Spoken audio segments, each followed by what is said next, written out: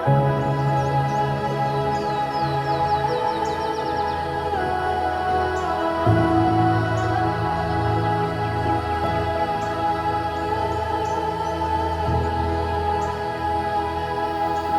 thing I like about the western Ghats of Karnataka is every place, every village has these kind of scenic landscapes, which gives visitors a chance to unwind and connect with nature.